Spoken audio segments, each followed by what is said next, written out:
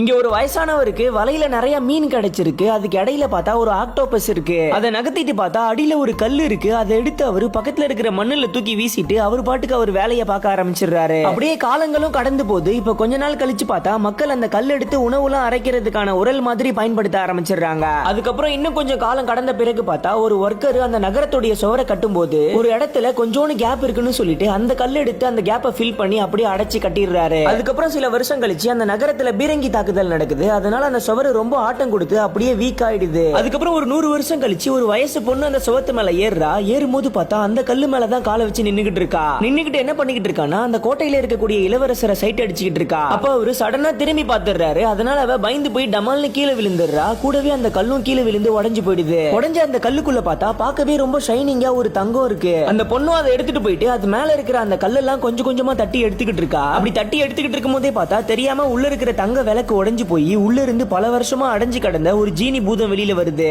Okay friends, இது மாதிரி ஒரு வாய்ப்பு உங்களுக்கு கிடைச்சா அந்த பூதத்துக்கிட்ட என்ன விஷ் கேப்பீங்கன்னு கமெண்ட்ல சொல்லுங்க.